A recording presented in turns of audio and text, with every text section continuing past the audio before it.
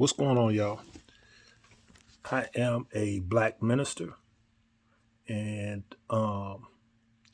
there's so much antichrist stuff going on out here. Everybody hating on black Christians, and it's the end thing now, right? To be antichrist. I get that as black people, so I'm gonna share some logic, I'm not gonna get into fact finding and all that kind of stuff because God is not in the facts. If you're looking for facts, you're not looking for God. God is a divine source. It is an act of faith. And if faith is the substance of things hoped for and the evidence of things unseen.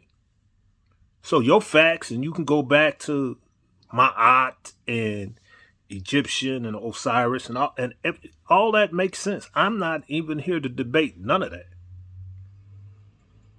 But what I will say is, y'all give a white man too much credit. Y'all say the white man gave us Christ. As if the white man has really ever demonstrated that, number one, that they had Christ. You can't give away something that you don't have. So just because you introduce somebody to a book, and I read what's in the book, and I see that, hey, you're not living this thing. So you must don't have this thing. But the more I read, I'm like, okay, I can have a relationship, a spiritual relationship that has nothing to do with this person over here. And the more I read, I come to understand that, wow, this Bible says make no graven images. Yet somebody made a graven image to look like them for the purpose to make them feel better than everybody else. So they must not have a real thing. Or maybe they're not in the scriptures. Right? So the white man could never give something that they didn't have. Because all throughout the Bible, the characteristics of Christ aren't savagery, aren't beating each other up, aren't killing each other. All he talks about is being meek and humble and kind and generous. Wow. The meek shall inherit the earth.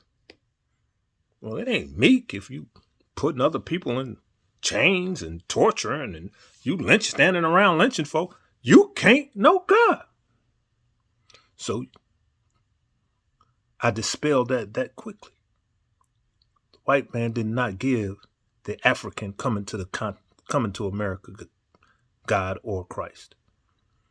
Number one, he didn't have it to give. And number two, if the white man could do that, he would himself be God, which of course he is not. Don't give that dude that much credit. Saying like he's our number one enemy. He's not our number one enemy. He's number two. The number one enemy is the person you look at in the mirror every day. And whether we like to face that or not, that's the actual factual truth. So this dividing one another amongst faiths, I don't get off into that.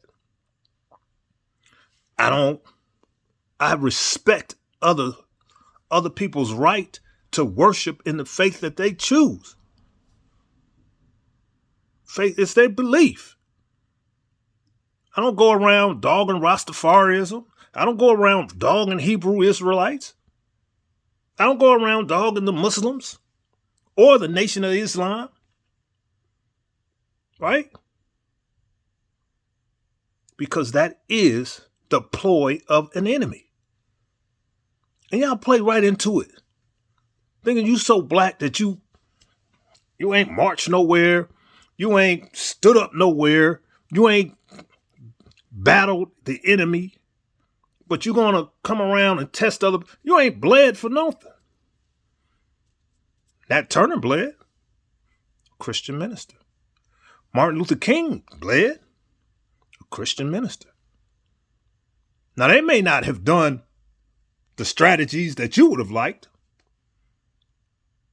Some of y'all think that, oh, yeah, let's get some guns and go out and do what? What's next? How many African Americans can you muster that you think is going to leave their 6-figure job or 5-figure job or even 4-figure job?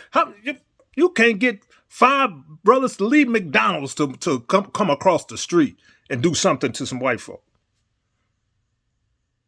Stop it. So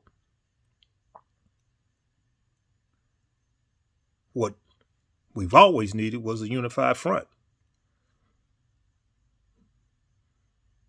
We are oppressed because of our race. And that's the bottom line.